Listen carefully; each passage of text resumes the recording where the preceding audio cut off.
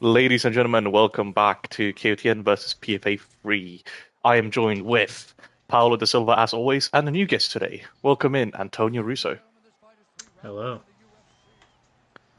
First fight for today, we have Hassan Magomedov and Desmond Shylls. Gentlemen, what do you make of these two fighters? Good. Hassan, he's been on quite the win streak in Kalen North, correct? Yeah, Just up until lost. he lost to Wembanyama in a very Okay. close fight. To be fair, he was 40 seconds away from a decision win until he got knocked out. Magomedov is a very good fighter. Shylls, I'm not so big on. Yeah, Shylls, Belgian, sometimes Judean, sometimes German. Often French. They speak French Yeah. there. I mean, he moves around a lot, I've heard. Yeah, from what I understand. But someone who's actually German, it seems, Magomedov. Decent I don't switch think kick from he's him German. earlier. Well, hold on now there, Paddy Pimblett. Of.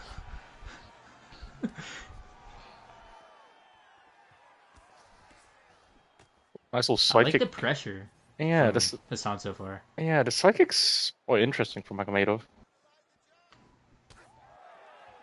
His striking has been a lot more varied so far than Shylls. Nice little Very clinch More wide attempt. boxing shots and 3 heavy feet out. attempt.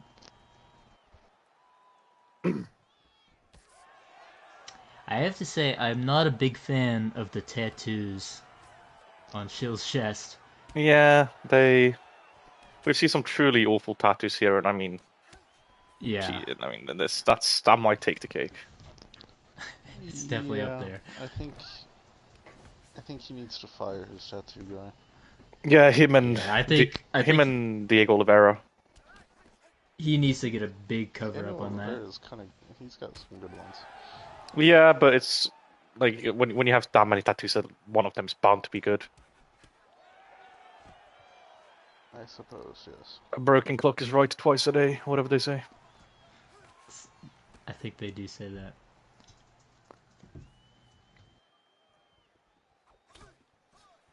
The Ooh, head kick landed on the armpit. Probably not ideal for Magomedov's shoulder. that was one of the first kicks we've really seen Shylls throw. You know, so far a He's little bit. very boxing heavy. So far, this fight kind of reminds me of me versus you, Antonio, where a lot of takedown denials, a lot of uppercuts from you. Definitely less takedowns here than Yeah, in less our fight. less less volume, of course, but I also can't recall your striking ever looking like Magomedov says right now. Yours was Yeah, a little bit more definitely. basic. It wasn't quite like this. well, someone But yours clearly was didn't. also One more two efficient. one Yours was two more body efficient kick though. maybe. Yeah, it was Yeah, more efficient, but it was more basic. I Sometimes do basic is good. recall breaking your nose, so sometimes less is more. Yeah. Yeah, you hit me with a very good shot. To be fair, did have to get some surgery ooh, for that. speaking of good Ooh, shot, speaking of good shots, So, indeed. you know a thing or two about an overhand. yeah, I do. Oh boy, Ooh, another ooh, shot drops him. He did drops not Magomedov. capitalize on that though. And Magomedov really wants this takedown here, but he just can't super get it. Superman jab. Shout out Manuel Jozovic. The goat. Truly. Truly a trendsetter. I mean, everybody models their game after Manuel Jozovic. Yeah. Yeah, some people model after me, some people model after you, some after Neil, some after Hector, some Manuel Jasovic. Yeah. You know, Jozovic walked so Different everyone else strokes for could different run. folks. Yeah, he really, truly did. Caught him with an overhand throw on the knee. Yeah, Yeah. Shylls is throwing hard. He's Speaking really trying to. speaking of knees, how's your doing, Antonio? Recovery going all well so far? Um, yeah, torn ACLs aren't fun, but Especially at your age. yeah, especially at my age. But the recovery's going He's well. I old. mean, I'm getting ready for the third fight against Moore. Yeah. Seems a bit.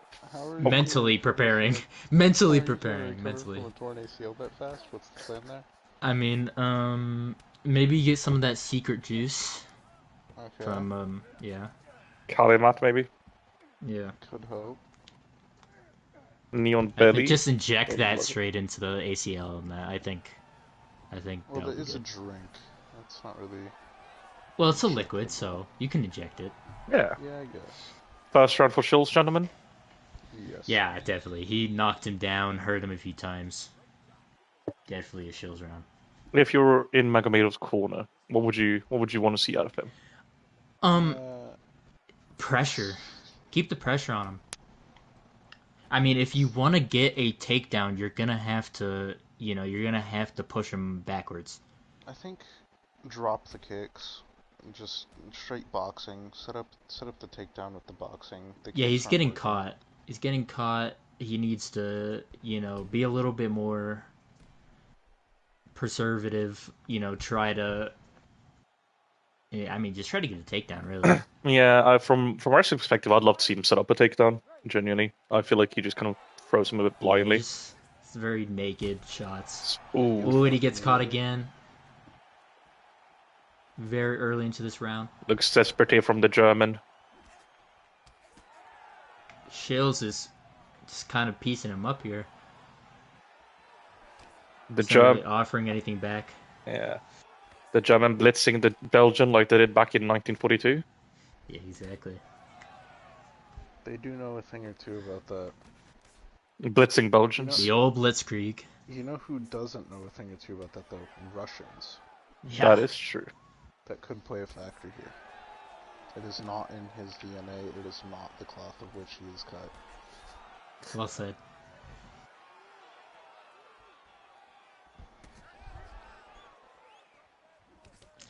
This is just, I mean, if you're Magomedov, you need to push forward more.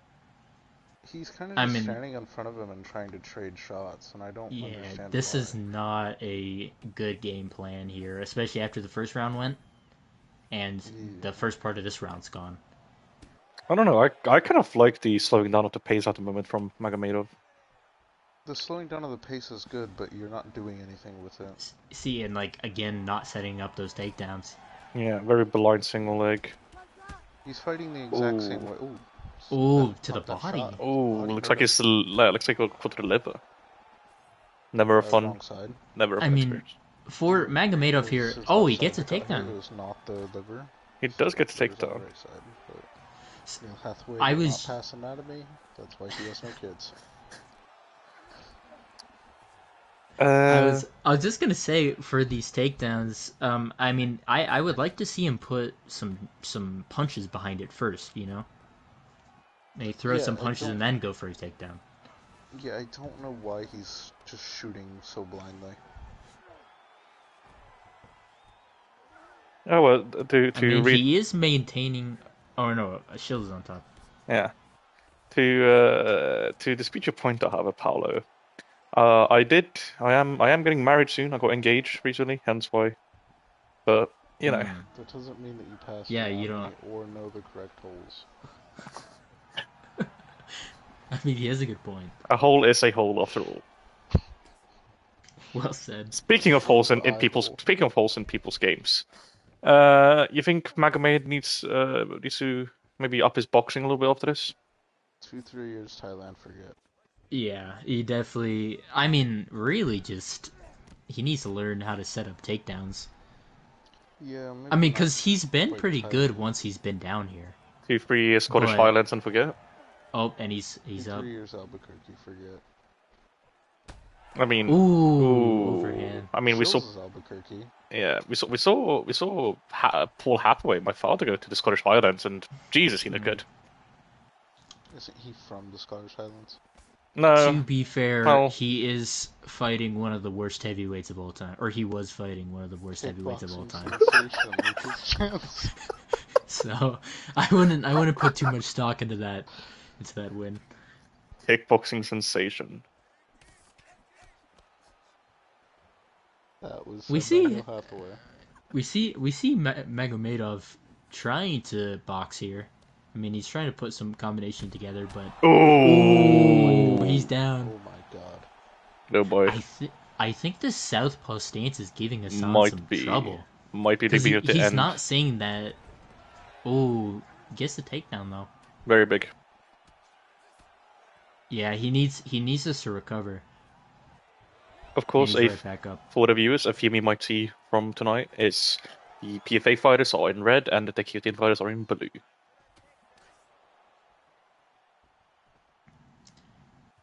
I mean, nice pressure here right now, but I mean, it's a little late. Yeah. Unless he happened to have some big I thought left the knee hand. was gonna land. That's why you right with the shot. That's why you set up your lower leg attacks. Otherwise, you get caught over the top, like a certain fighter, Anderson. Who? No, something about correct. Yeah. Interesting. Ooh, that was a nice takedown, but he was able... She set that one up decently. That's more of what I want to see in this last round. He needs a finish here. 2 rounds in the bank for the Belgian. He's down 2-0. That one probably a 10-8 as well. Yeah. It could definitely... I mean, I'm going to say 10-9 for both. But, I mean, who knows?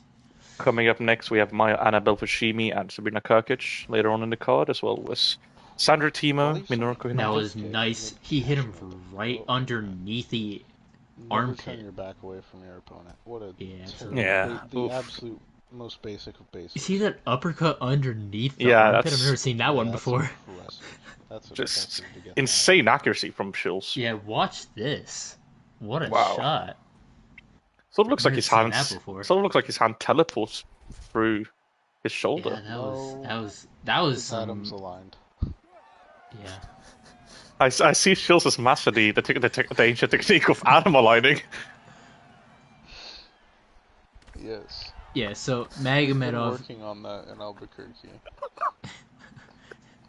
Is that how Darius Parker was able to escape the chamber? Yes. He has the ability to phase through walls now. He's been working on some shinjitsu in the gym. Yeah. Yeah. Hide. And hiding's not good enough anymore. Darius Magomedov really needs a finish here. Speaking of which, Paulo, have you managed to track down Darius Parker yet? Gobi Desert. It's a very big area, it seems. Oh, nice little upwards elbow. Somewhere in there. He's somewhere there. And he's caught. Big overhand again. This is not looking good for Magomedov. He likes to dig tunnels, so it's quite hard to track him. Bad knee attempt there. Wasn't even close. Magomedov just can never find the range. Yeah, it's like... speed takedown. Good takedown, though. He needs to do something with it, though. But he can't just... Though, just kind of looks like Shylls gonna get up. He can't just lay on him here. He has to get working. Does manage to get heavy pressure with those hips. Keeps him down. He's in full mount, so he could work something here. Oh, he tried to go for an arm triangle, look like, but... Yeah. Very out of stage for one. Yeah, I don't think an arm triangle is exactly his path to victory. No, I'd try to go for ground and pound if I was him. You know, I'm just speaking from personal experience, but I love a crucifix. I think that would be his best path to victory here. I mean, yeah, just really, like, you know, try to, you know... I mean, look, his face is pretty busted up here. Yeah. So, like, try to get some elbows, you know, and he lets him up. He lets him up, okay. Yeah. I mean, maybe he understands so he can't finish him on the ground, he just kind of has to go for it on the This is feet. Not the situation for that, though. I mean, if he just completely sells out, I guess, just to try and get the knockout, but I'm not sure that Ooh, good counter. I mean, it's sort of an all-or-nothing gambit, isn't it? Shylls might be getting tired. Might be, but I'd imagine Magomedov's the more tired one. He's been failing. He's breaking through his block a lot more here. Yeah. Oh, nice little uppercut there on the break from Shylls. So, yeah. Hey, look, he's missing. Shylls is missing a lot more now. He needs to take advantage of this. Why are camera people not following the fight? They're not great at their job. Yeah, production team in it. they're all looking I in the wrong mean, direction. They record it. Hathaway is cheap, so he probably hired some people for like $10 off the street. Hired some blind people. Yeah, I think so. No, well, listen, you both know how much you're getting paid. I think he got his blind grandma to My nan. to be. I love a garlic nan, but my nan's dead. Oh fuck! Ooh. Much like your nan, Magomedov might be joining. Oh yeah. fuck! Jesus just like Christ. your nan, he might be going 6 feet under in a minute. It's not looking good for Magomedov. Good takedown Ooh, there. takedown, but takedown. a minute left. I don't know that there's time for me. He needs to. Yeah. Magomedov needs to look into in their Kopczynski. And he is. And he gets reversed. First on top. This fight is pretty much over. He could get a finish here. Ooh, Shylls on top now, landing heavy strikes. Shylls could get a finish. God, that eye is busted as well. Not that it matters too much. Both of these guys are pretty busted up.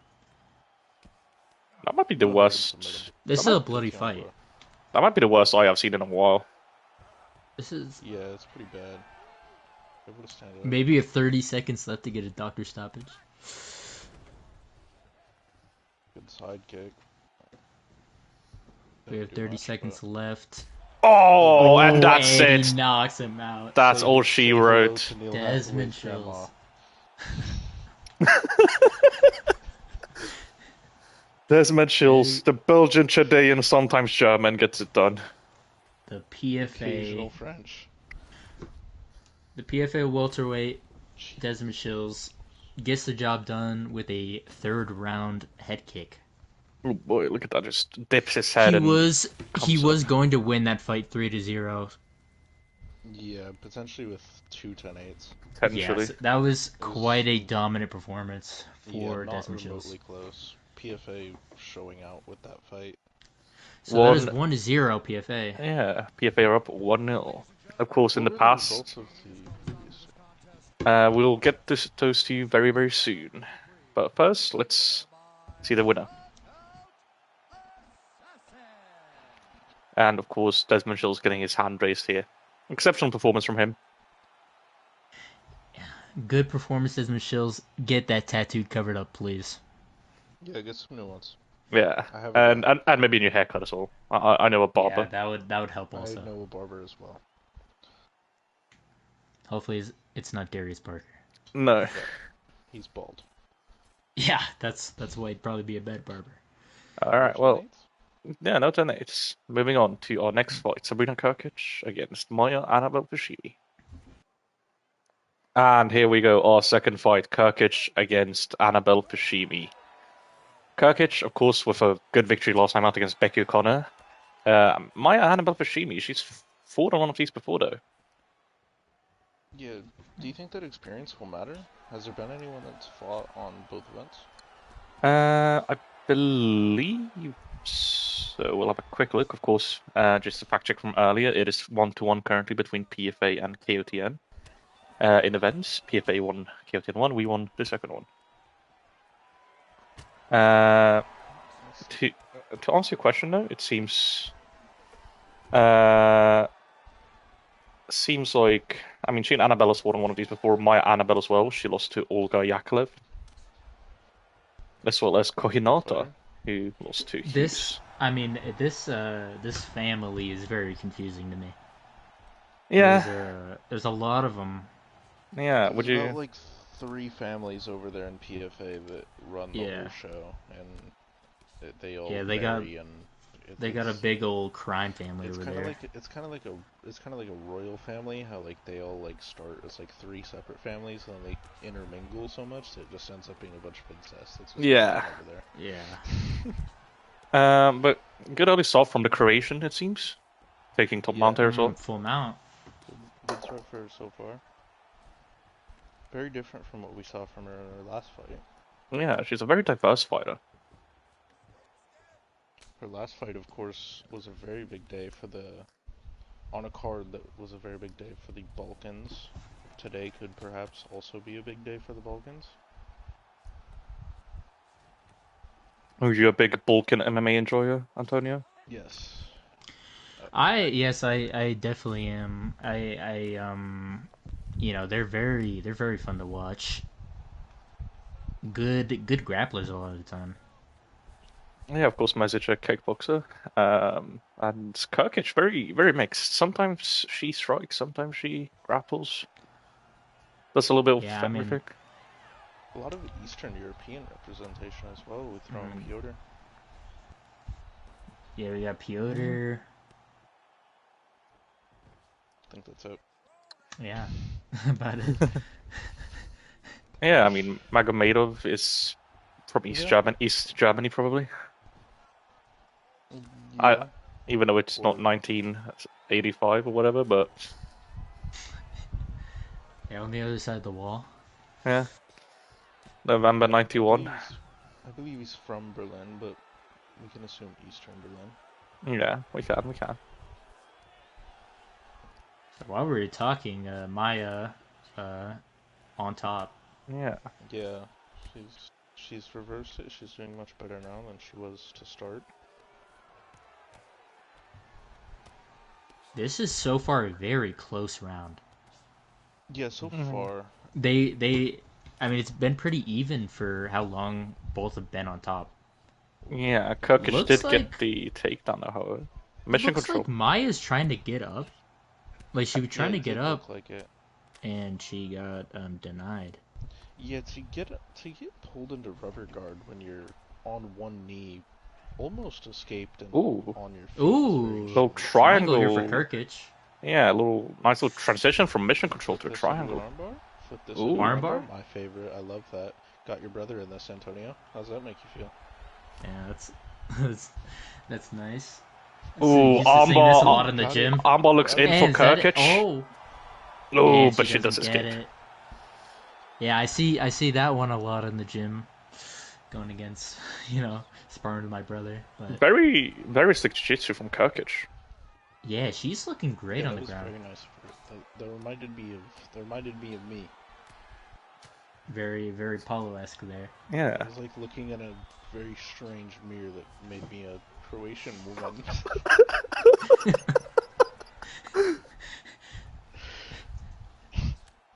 Ultimate reality Paulo. Yeah, I am from Croatia. Take me to Brazil. Yeah, something like that. Something like that.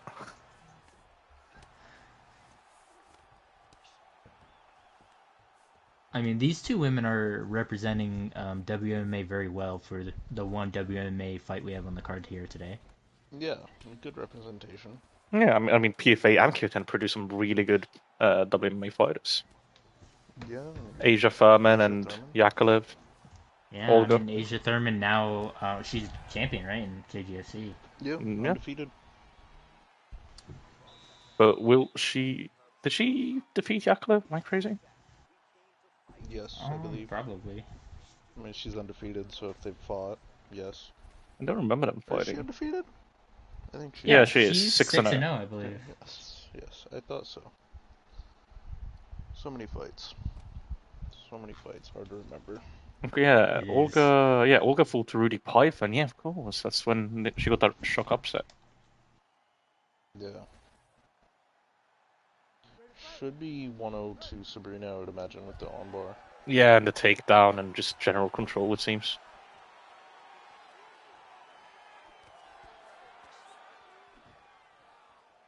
Yes, that was a very close round though. So I mean, you could give it to either, but you don't need to be so neutral, Antonio. You can have opinions. No, it genuinely was a very even round. Oh boy, now Krkic seems to be bullying her a little bit. Gets takedown, just passes guard. I think you would just give it to Krkic because of the submission attempt. But even then, I mean, she got to takedown. She had more control. Yeah, she was on top for a lot of it. Was more active as well, in my opinion. Yeah. Now she's here again on top. Good job keeping control. At the end of the day, it's the most important part. Yeah, Fushimi is doing well though, making sure she can't really advance. And here you go with a rubber guard. Well, Now Fushimi trying to... Both of these women fighting very similarly. Yeah. Trying to copy Krkic, not able to do it though. Yeah, she saw that it was done to her earlier, and she wanted to give it a go herself. Anything you can do, I can do better mentality. Except she couldn't. Yeah, except Krkic can do everything better. That's not true. Yeah. Ooh, she's going for an armbar, but she's out. Able to. Good job by Fushimi. Now she's on top.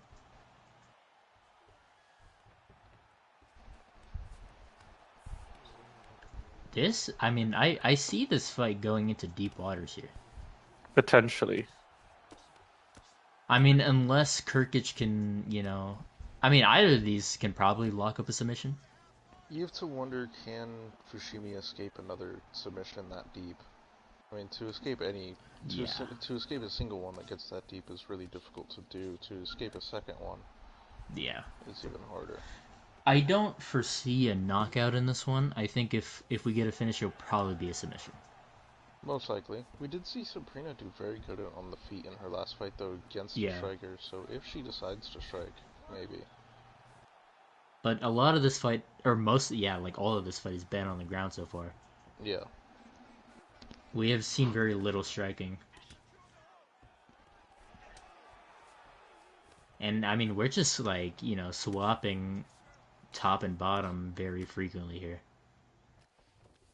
This is a real joy to watch for any fan of a grappling fight.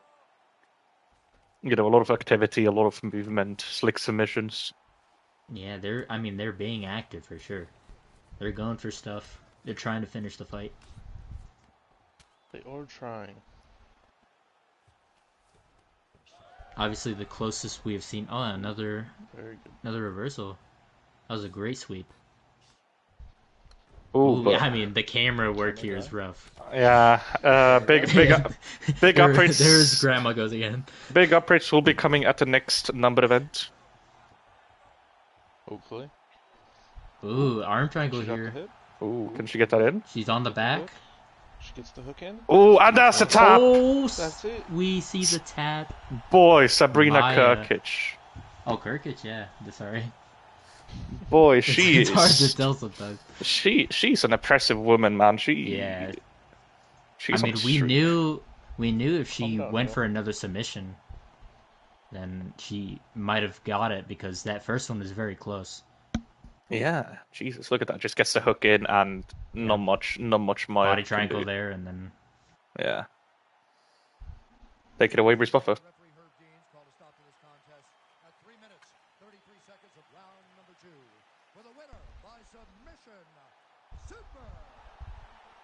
And yeah, there you go, Sabrina, Super Krkic, Super Sabrina.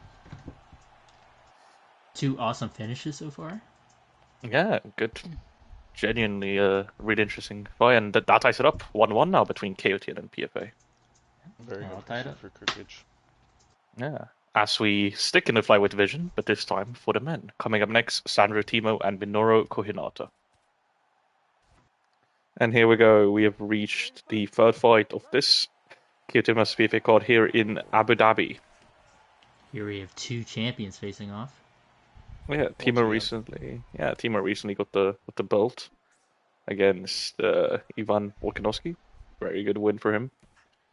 Kohinata hasn't fought since this last KOTN vs PFA card, which is really interesting for PFA to keep a champion shelved for so long. But I suppose flyweight is pretty shallow. Yeah, I mean he has been very inactive. Hasn't really fought. But here he is back in the cage. And Temo fighting on the last King of the North card, so it's kind of the complete opposite. Yeah, he's staying very active. Only 2-0 though, right? Yeah, didn't take a lot of damage last time, so makes sense. So this is his 3rd professional fight? Yep. Yeah. Solid wrestler out of Georgia. I just wish he knew how to finish a fight. Maybe he'll show it here, but hopefully he learned. Yeah, there was a lot of times in that Volkanovski fight where you felt like he could have finished it, but never really did. Or at least attempted to, and make Ooh, got his back. Survival. Yeah. Kohinata got the back. By the way, I have to say it, his eyes freak me out. I don't know what's up with him. Yeah. Kohinata's? Yeah, he's always had really weird eyes. Japanese, Antonio. Well, no, but like not like that though. But like if you just like stare at his face for a little bit, you get like hypnotized. Ooh, looks like Temo might be taking our advice. Japanese, I know you don't have a lot of those in Italy, but I believe that's what it's called. We have a few. Japanese. I feel like you've seen more of them in Brazil. I have. Kohinata manages to will swipe back up. We have a little bit of better tattoos here with Temo. Yeah, a bit better than Shylls. Some people say that Brazilians are just 25% of everything. Potentially. Ooh, nice. 25% white, 25% Mexican, 25% Asian, 25% black, and then you're Brazilian. Some people say that. I'm inclined to not agree. Thank you. That was said by Paulo de Silva. Speaking from personal experience, that is not true. Here you go. Kohinata working on the feet here. Ooh, big. Ooh, gets hit though. Check hook. Defensive takedown though. That was a good takedown defense there. And I mean that's the path to victory for Kohinata, isn't it? Just yeah, he was very deep on that, and he was able to defend it. Yeah, Kohinata, he's fighting perfectly right now to how he wants to push forward, throw combos, and defend the takedowns. Big hook. Ooh, good little bit of boxing there for Temo. Both of these guys are swinging hooks. Yeah, they're a little wild, aren't they? Yeah, I need to see one of them take advantage of that. Ooh, that drops Temo from Kohinata. And smartly does not fall him to the ground. Miniature Antonio Russo-esque. Yeah, I mean... Yeah, miniature and I'm loving Asian. the boxing so far. Which apparently, according to Antonio Russo, scares him.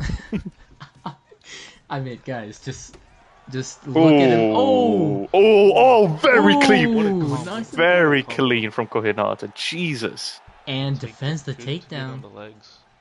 Even though it got defended, just good to get on the legs there. I mean, yeah, he's getting really deep on these shots too, and Kohinata's just defending him.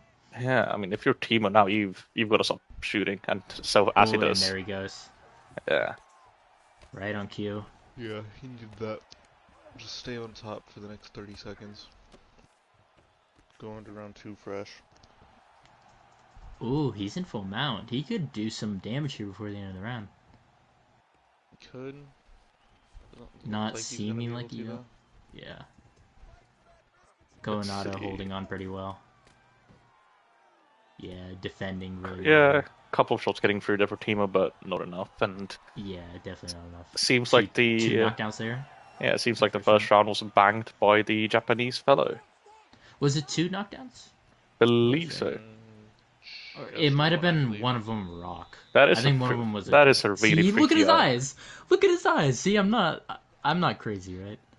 Okay, yeah, he is a little deformed. Something's wrong with his eyes, right? He's a little deformed. Either way, that's the first round for the industrious little fellow. Nice overhand there. Does he See, happen to be from Hiroshima and or Nagasaki? That would make sense. He's from Nagoya, Japan, which okay. You know. Familiar with Japan? Yeah. We'll get a. I'm from Italy. I'm not. We'll get a quick fact check. It is seemingly not that close to either one. Maybe he visited. Yeah. Well, I mean, he might have just grown up there. He could have been born in either Hiroshima or Nagasaki. I had a pet iguana as a kid, right? Well, not really a pet. He came by occasionally. Sure. Its eyes are like that. Thank you for the insight there, Paula. Something is severely wrong with him, is what I'm getting at here. See, and you were, calling me racist. Well, I hadn't seen. I wasn't calling you racist. I was saying that I he's think Japanese. you kind of were. What are your thoughts on Herb Dean, Antonio? I think he's a great ref. Really, I've been inclined to disagree, but the Based on some of the things I've seen him do in King of the North, I would definitely disagree. Yeah, the UAE MMA Federation insisted he would judge every single fight tonight. I don't know. I'm just trying to get favorable with him for when he refs my next fight, probably.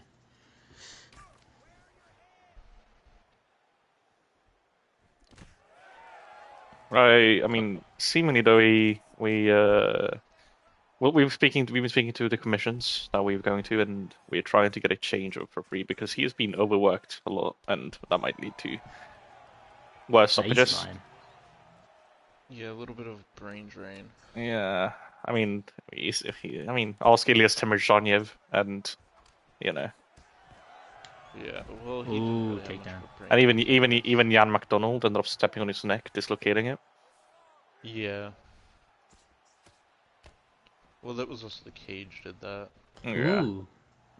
Big reversal. Yeah, but it doesn't help that he steps on his face. And he's back up. And standing up from top mount is interesting.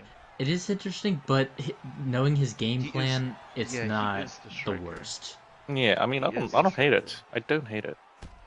Ooh, Speaking, and now you really don't hate it. Yeah, yeah, that pays off. That's big. His boxing is looking great here tonight. Very clean. His shorts torn in the back. Does seem like it. We might be getting some cheek action. Yeah, we might need to get him some new shorts in between rounds. It does look like it. Oh boy. And he hurts him again. Who needs new shorts if he can finish the fight right here, right now? Well, he still needs new shorts. Ooh. Just later. Yeah. I mean, you have to. He is taking shots here though, and takedown.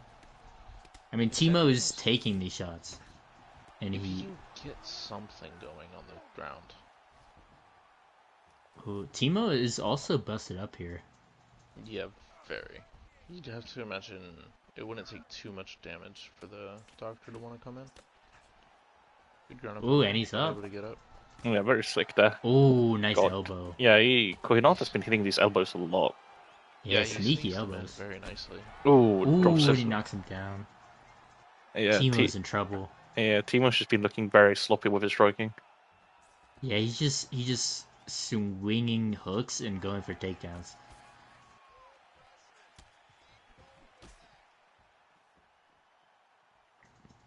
I mean, he telegraphed. Oh, he knocked him down. But, he telegraphs them. He goes like 3 hooks in a row, like every time. Yeah, that looked more like a slip than a knockdown to me, but I could be wrong. I think he was hurt. He was on one leg though. Yeah. And defend the takedown. Kohinata's defended most of the takedowns. That's a knockdown. Dude, Temo is. He has quite the chin though. Yeah, but for how long? He is still. Look at the amount of people in the crowd taking pictures to. Yeah, I mean, try and catch the moment. And took him down again. It's either that or they're trying to distract one of the fighters with the flash of the camera. Maybe that's working. Maybe Sandro Temo really like shiny objects. Yeah, he might. Flashing lights. He might be a crow. Yeah, might be a moth.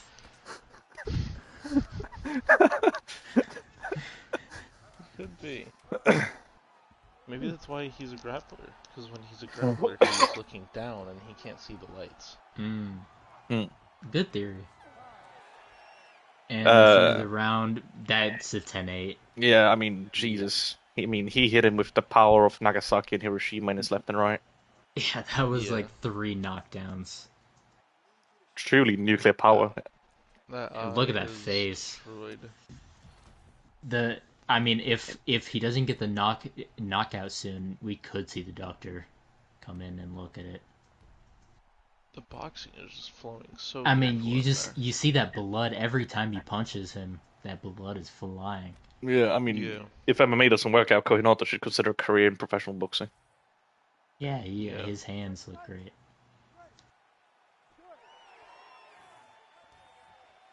MMA is going definitely interesting for him. Yeah, I mean, he's a champion. He is a champion, but he's 3-3. Yeah. And fights once every 3 years. So it is definitely interesting. Good takedown? No? But he defends it. I mean, it seems like it's the very simple takedowns that Temo's getting, but the ones where it gets very deep on it. Yeah, it's interesting. He like overcomplicates. There you go. He gets that one though. He just managed to turn the corner very nicely. Yeah, I mean, he's gotten like 5 takedowns here, but the problem is that he's getting his face bashed in. Yeah, he's not doing anything with them. Oh, Kimura. Ooh, Kimura though. A Kimura attempt, but Kohinata manages to escape. He's probably gonna let him go here. Yeah. Yeah, I mean, if you... Ooh. Good foresight. He's tired. It did look like he's a bit tired there when he got up. Ooh, these punches are labored. Definitely took a moment to take a deep breath. I mean, that's something... Might want to watch this here. Ooh, but he knocked him down. I mean, but that's something... Temo's taken too much. I mean, doesn't matter. But it might be just one of those scenarios where you try to finish a guy so much that, you know... Temo looks gassed as well. Yeah, Temo's tired now. Temo just didn't show it quite like Kohinata did. But yeah, now we can truly see it. No, yeah, Kohinata's hand slower, moving a little bit more sloppy. Yeah, it looks like he's caught his breath. Yeah, breathing out of his mouth as well, it seems.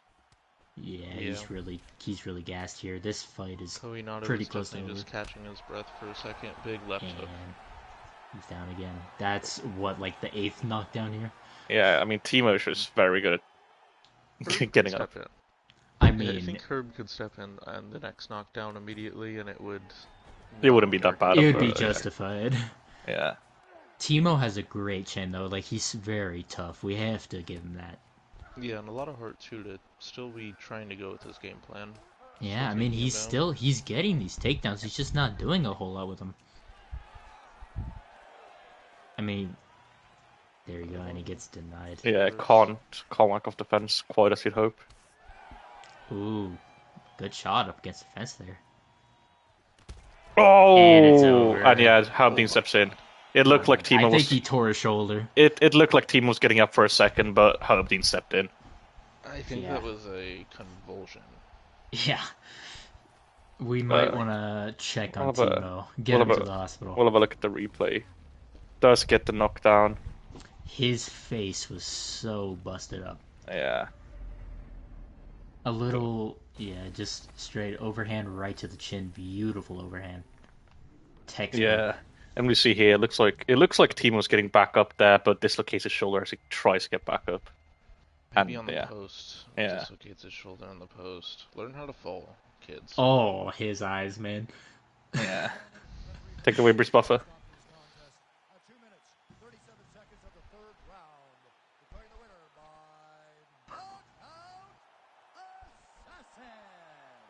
And Kohinata gets his hand raised. Another dominant performance. Yeah, it's just been domination either way, eh? Yeah, good I mean, striker so far. I mean, Temo got a lot of takedowns, but he just wasn't. He couldn't do any. Or Temo, he got a lot of takedowns, but he couldn't do anything with it. Yeah, could never control long enough.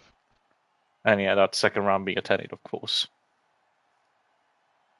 Yeah. Alright, well, moving on to our next fight. A featherweight scrap between Piotr Kopczynski and Derrick Rico. Here we go, Piotr Kopczynski and Derrick Rico. Piotr Kopczynski, last time out, got a knockout in all of 74 seconds. Very impressive performance last time out. Incredible performance, especially for a wrestler. He just took Magomedov down and just pounded his head in. Yeah, I mean, you never see ground and pound KOs that fast. Yeah, usually it takes time, some build up. Unless they knock him down first, but he took him down. Yeah, he just got him, slammed him. Jet lag getting to you a little bit, Paolo? Yes. I've been around the world. Well, we are back in Abu Dhabi. Yep. I've been traveling a lot, doing a lot. Rico, of course, decent grappler himself, tries to shoot. Ooh, nice, great sprawl. Sprawl, Jesus Christ. Kopczynski, yeah. And very nice. Exactly where Piotr wants to be. And now this fight has gone longer than Kopczynski's last fight. Congratulations, Derrick Rico. You are not the shortest fight of Piotr's career.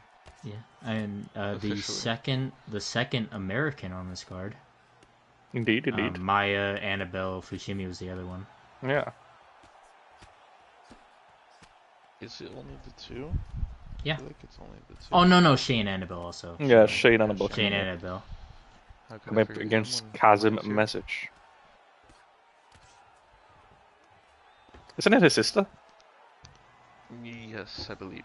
Yes, because Annabelle-Fushimi married to one of the Fushimis. Yeah, Miguel-Fushimi, I believe. That family tree is very complicated.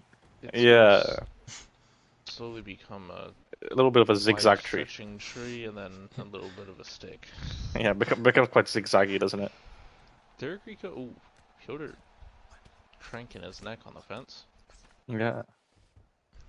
Now, you have to question Piotr Kopczynski's cardio. No. See, and he had the fight against Diego Oliveira. I believe Derrick Rico has an American wrestling background. Yes, he does. I think wrestled in college. I'm not sure if he did college, but he definitely wrestled. I'm unfamiliar with the extent. So he's definitely going to compete with, as we're seeing, he's competing with Piotr's grappling. Holding him down here. Yeah, so far doing very good once you get the reversal. Looking to take Piotr's O here. He's 4-0.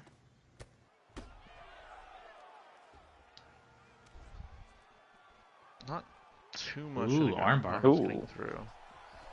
Going position. Armbar. Yeah. Oh, he's working for it. Yeah, and it's an interesting point you raise, Antonio, because we only have 3 fighters tonight with an undefeated record, and one of them is really lost in Sandro Temo. Yeah. So. Kopczynski and Mesic being the other 2, of course. Yeah. So we'll see if Mesic can keep his undefeated record here in the next fight. As well as Kopczynski during this fight. Yeah. Going for the armbar again, see if he actually goes for it this time. It does seem to transition out of it.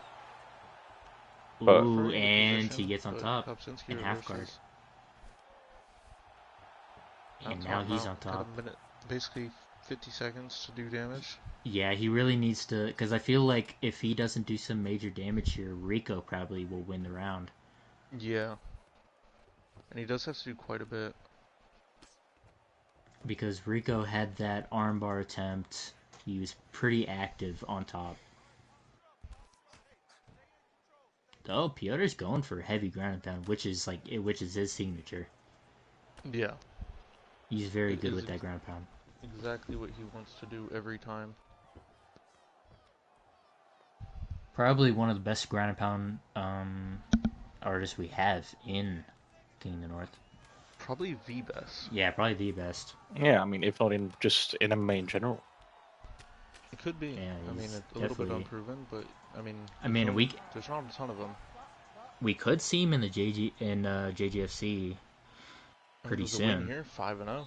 Yeah, I'd like to. Jarek might see that and Derrick be like. Rico's a guy that's right there too. I could see just the winner of this fight. Mm-hmm. Yeah.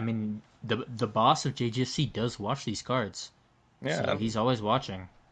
And you'd have to wonder if has Derrick seen someone worth signing tonight yet? He did show pretty clear interest in Piotr after Piotr's last fight as well. So if he gets this win here, then he could be on his way to JGFC.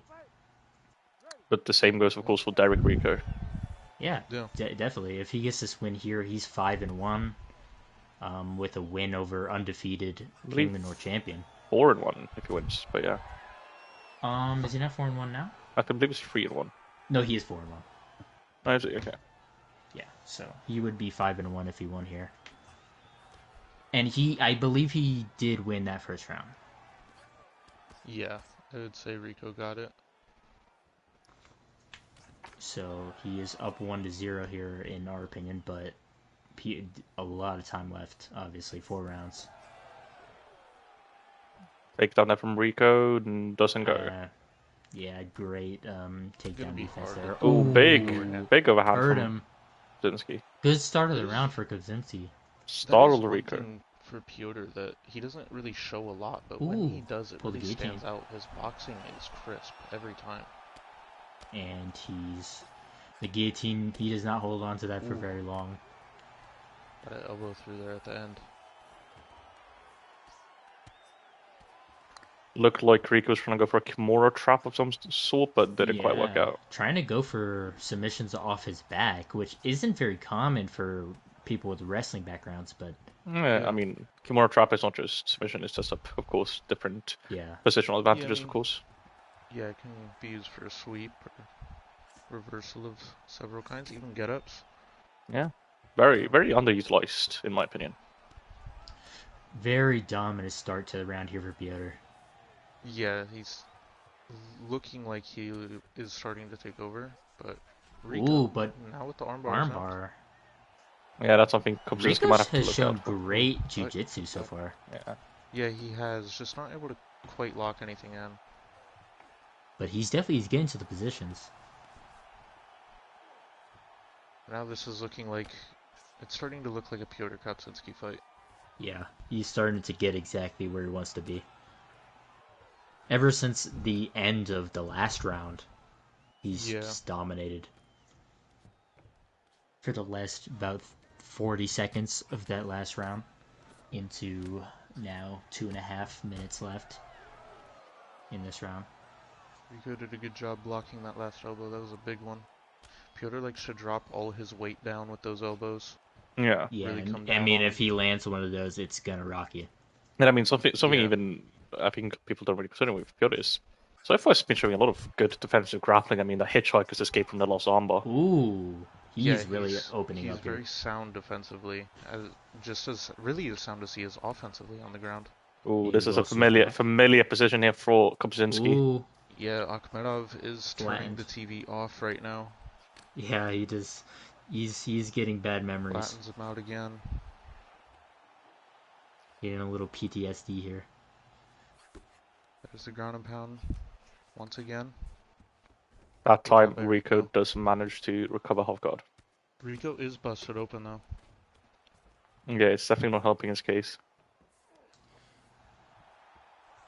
Wow, he had such a good round 1, and he just hasn't been able to get anything in this round. It's almost like it just took Piotr a round to kind of get into his groove.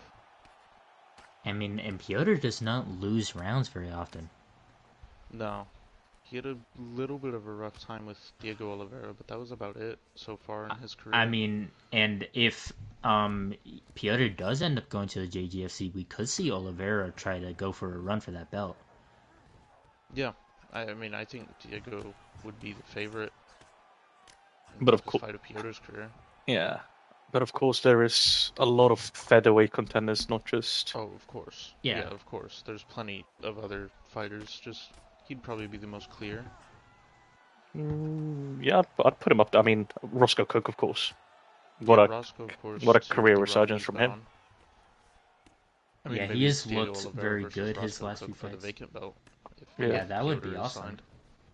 Yeah, it would be a great fight there. Cook against Oliveira for a vacant belt, potentially. I mean, we could even... This is looking like potentially a 10-8. Yeah, this has been very dominant. Yeah. I mean, Especially with that rock early in the... Yeah, with the overhand. Yeah, I mean, I'd say Was that 10... or it was a rock, right? Yeah, it was a knockdown. I'd say a 10-9 just for that reason. Trying to go for another Kimura trap doesn't quite work out. Very dominant round for Piotr. Yeah, I mean, well... We're looking at a 1-1. If that was a 10-8, then... Yeah, up, what, 19-18? Yeah. That's a nasty cut over the eye. Yeah, that's like not even only over the eye. It looks like kind of like inside of the eye, like on the inside. Yeah. Next to the nose.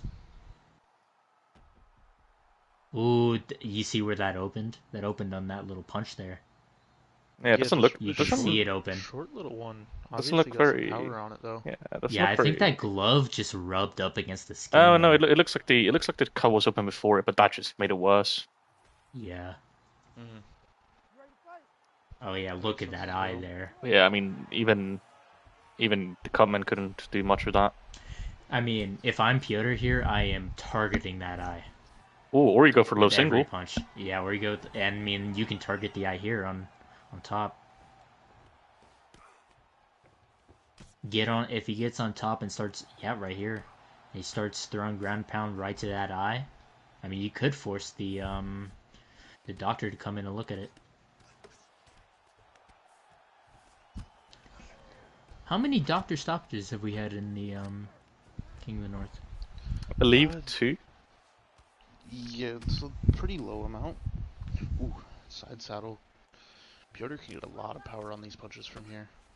Ooh. And he definitely is. Oh, it might be over. That might be it. It could be over. No, he gets out. Gets the kick off. That was good for Rico. Get out there, but he is Man, how much more damage can he take? He is struggling. I mean, it is crazy you see a guy have such a good first round and then just fall off. Yeah, the only doctor stoppage I can remember in a way is Kopczynski against Dom Pazinci when he got that little stoppage. And that was a pretty quick one as well, wasn't it? Where he caused damage, so much damage early. Yeah, I mean he got it in let's see, in round 2, yeah, end of round 2. Yeah. Ooh, guillotine, standing guillotine. Ooh, jumps it, and he pulls it. He jumps it, but he's out. Ooh, get it. Kopczynski's solid defensive grappler. I mean, definitely good try by Rico. That's the kind of stuff you have to be trying. Yeah, I mean, at this point, you kind of have to. It does suck with giving up the position though, because now you're just you're right back where you don't want to be. I mean, to be fair, it wasn't going much better on the feet. No, that's the. I mean, it's for Rico as well. It's a gamut worth taking. Yeah, I mean, when you're losing on the feet and on the ground, you just kind of have to try something. Piotr's just looking good in all areas right now.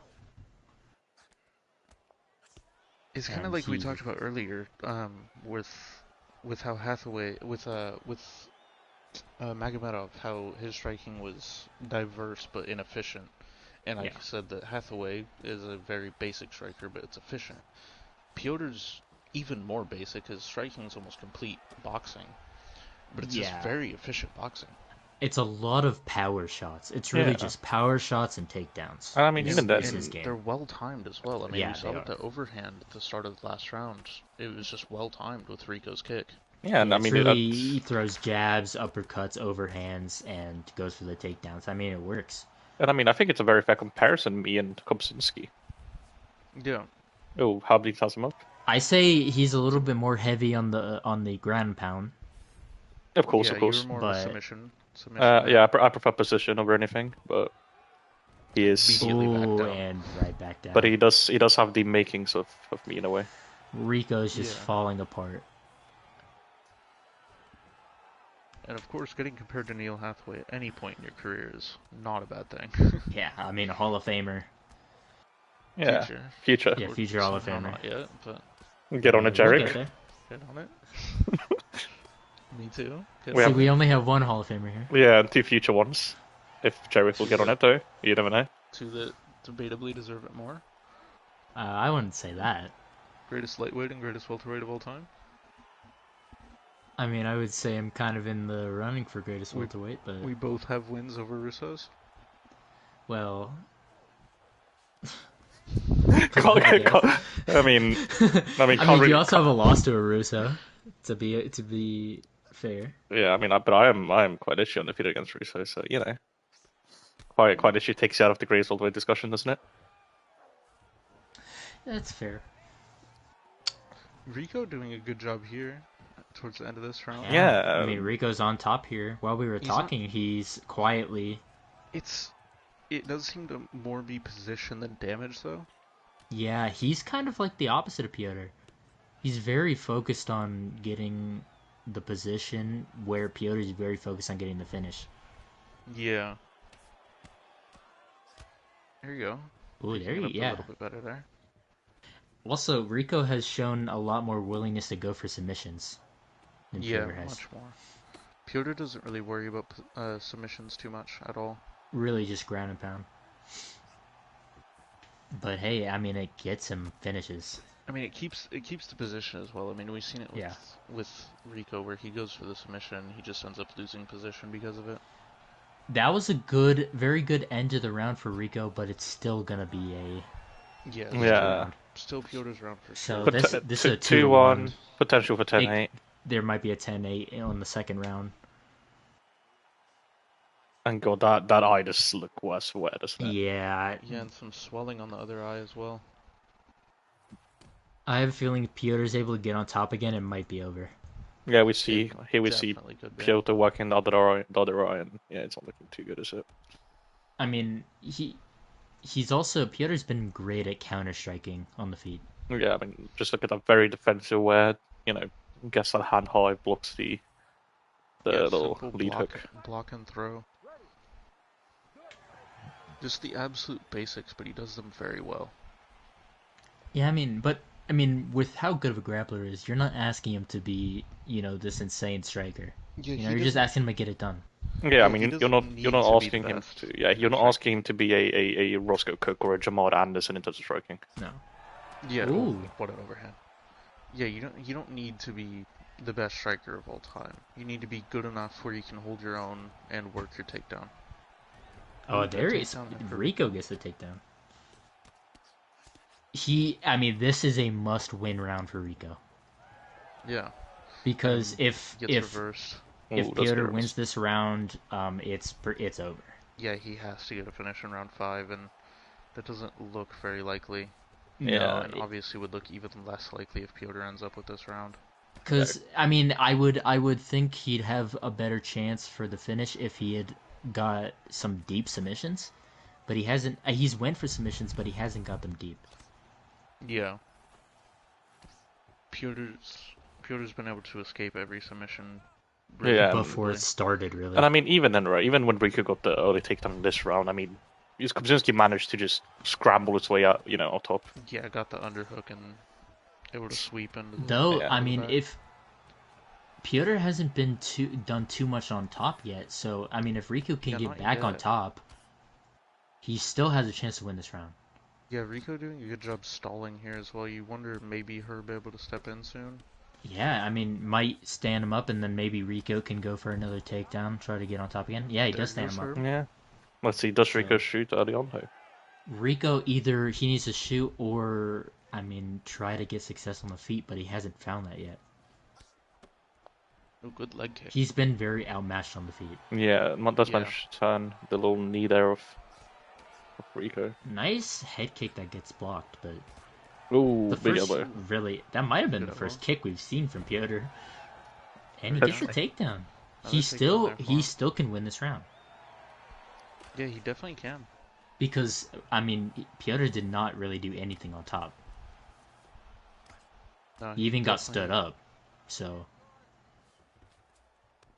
The judges will see that and be like, if Rico can get something going here on top, then he can steal this round.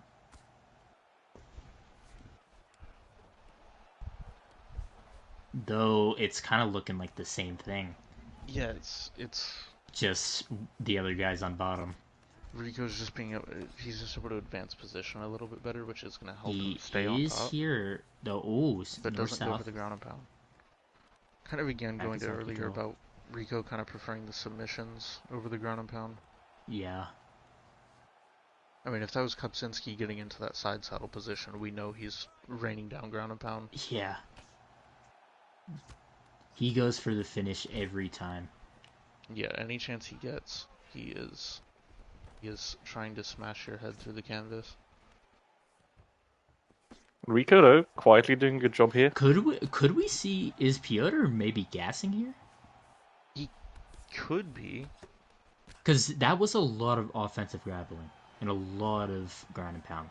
He definitely could be that could be reason why we're seeing such a big swing in momentum. Yeah, because Rico really wasn't spending a lot of energy. He was just getting beat up. Yeah, it definitely could be that he's gassing out a little bit. There. Oh, look at this here. I mean, so far Rico is winning this round, I think. Yeah, for sure. Yeah. So, I mean, we could be seeing a 2-2 right here. Ooh, Piotr He's up. there. Yeah, let's see. Just out of nowhere, just able to explode up. Yeah, but you have to wonder about his stamina. How much did that take out of it? Oh, and his legs. Looks Yeah, that was a nice check. He looks fine. He's not exactly moving any slower. He doesn't seem compromised. Though, I mean, he kind of is moving a little slower. See, like, he's not defending as well. Yeah, but I wonder if that's a stamina issue. Yeah, that's kind of what I'm saying. It's not quite as good as it was early Ooh, on. Big overhead. Rocks him. This momentum is in Rico's favor. If he can get this to the 5th round, Ooh, head kick. He might have a chance to win the fight. I'm not sure how Rico ate that head kick so well. And he takes him down. This is a for sure. Oh, Kopczynski. Big reversal. Kind of getting a second wind here. Though this is still a Rico round. Yeah. Yeah. So I think we're looking at a 2-2 here. The interesting thing will be that second round, whether it was a 10-8. Potential 10-8 in round 2. So if Rico wins this round, we could be looking at a tie. Could be. Yeah, could be looking at a potential draw here. I mean, wow, that would be one insane very way. Interesting.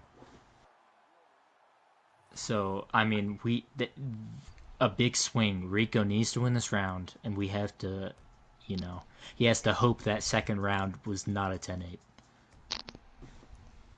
Which I don't know, because remember the first fight of the night, I think we saw a round that looked like it should have been a 10-8, and it was not. Yeah, that is very true in the first fight, and I think it was the second round in that fight as well. Yeah, between Magomedov and Shylls. Yeah. Ooh. Kopczynski being a little bit more aggressive on the feet this round. Ooh. Rico throws a huge overhand though that misses.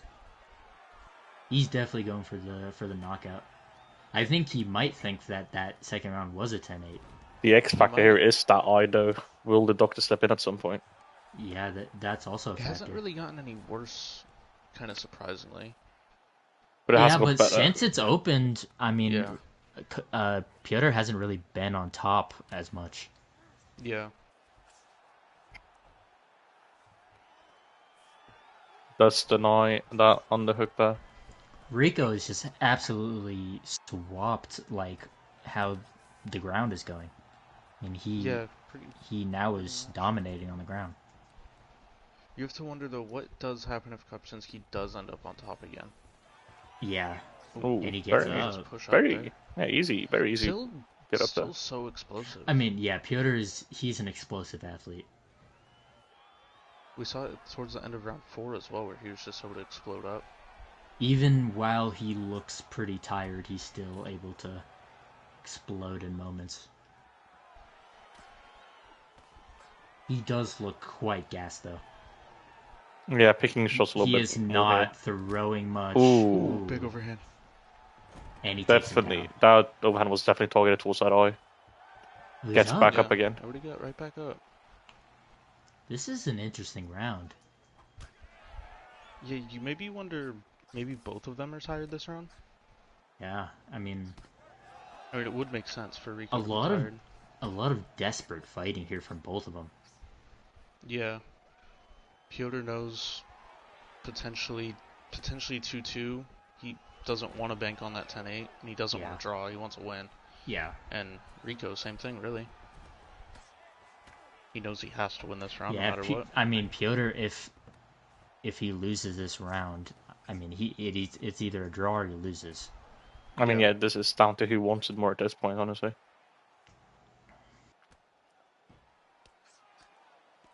And so far, it seems to be Rico. But for Rico, it's a lot more interesting because even if he wins this round, he might still might not win. Yeah. But I mean, he probably, if he wins this round, he won't lose. I'm quite certain he will not lose. Yeah, I can't see a world where he loses if he wins this round.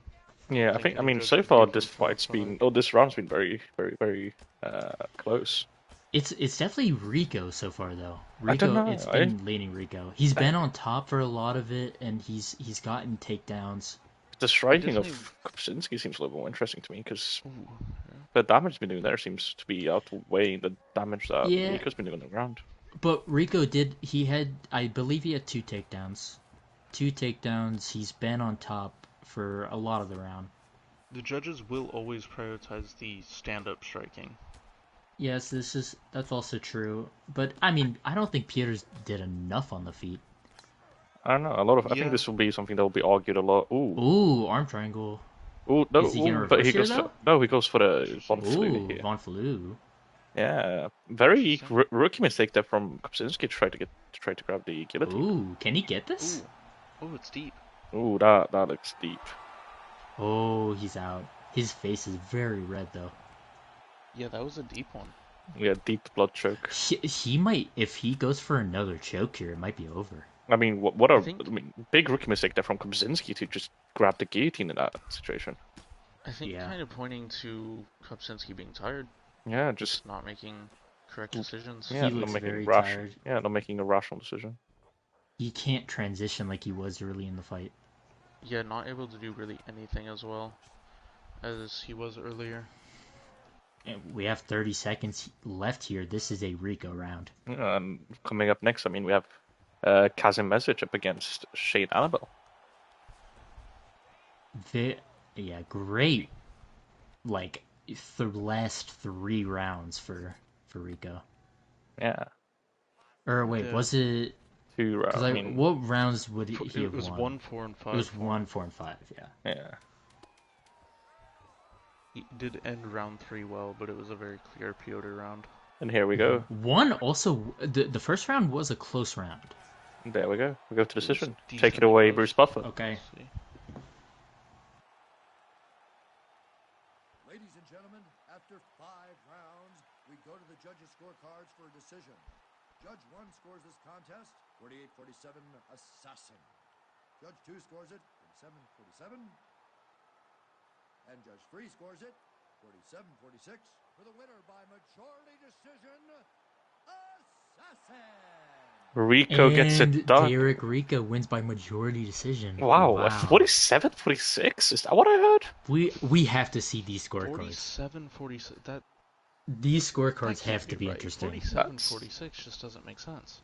Yeah, these scorecards have to be crazy. Yeah. Alright, we getting them turned in right now.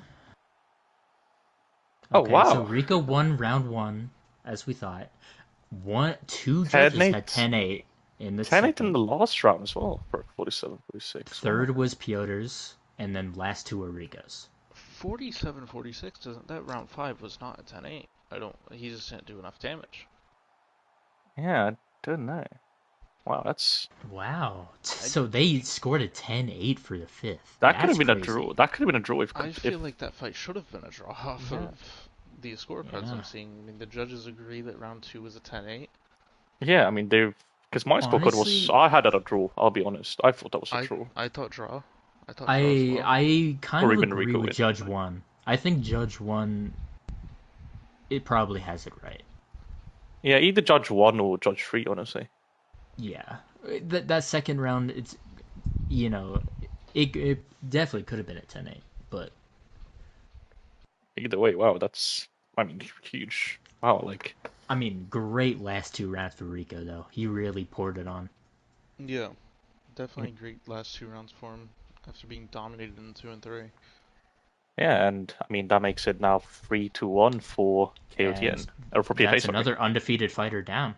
Yeah, I mean, then best results KOTN can do now is a draw.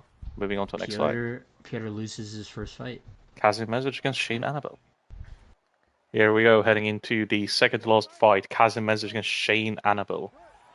And I think after, I mean, a lot of this card, we've had a lot of grapplers, but this is a striker versus striker fight. Yeah, truly. Two very solid kickboxers going up against each other.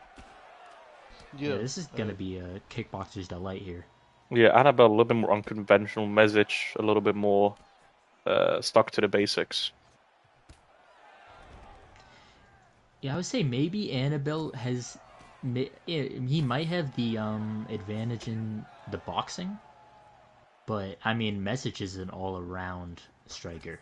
Yeah, I mean, I don't know, this fight kind of reminds me of Roscoe Cook against Barao, where Barao is a little more of an unconventional striker.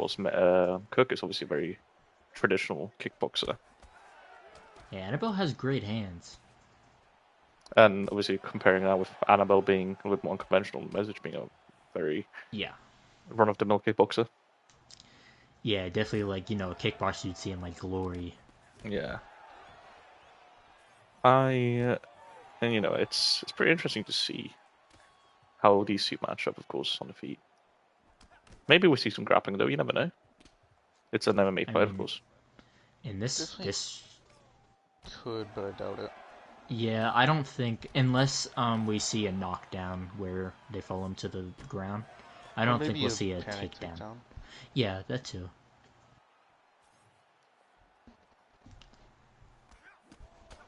But I'm liking the pressure so far by Mesic. By Mesic, yeah. Yeah, that is one thing you're just gonna always get with him, no matter what. I mean, even against Hugo Ruiz, I mean, the first strike he threw was just an overhand that rocked Hugo Ruiz. Yeah, just went out and threw it blind. I'm liking Mesic's defense as well. He's being very defensively minded. A lot of volume though from Mesic. Wonder if that's going to favor him in a 5-round fight though. Yeah, I mean, Annabelle might, try to just hold on for the first 3 rounds and then... He was able to out-cardio Hugo Ruiz in his last fight though. That is true. And that was with Hugo even being able to grapple him a bit. So, you do have pretty good confidence in Mesic and his cardio. Yeah, though he is throwing a lot in this first round. So, it's definitely something to look out for. Not getting hit though. No, yeah, not getting hit a lot. Annabelle can't really find his range yet. Yeah, I mean, Mesic is 100% in his rhythm, but I can't say the same for Annabelle. Annabelle is hitting a lot on the guard. Not getting a lot through. There's that overhand. Gets through there. Beautifully timed. He loves that overhand. He does. And, I mean, he has great technique on everything he throws. Yeah, I mean, that overhand just throws stuff from a hip. So much power behind it.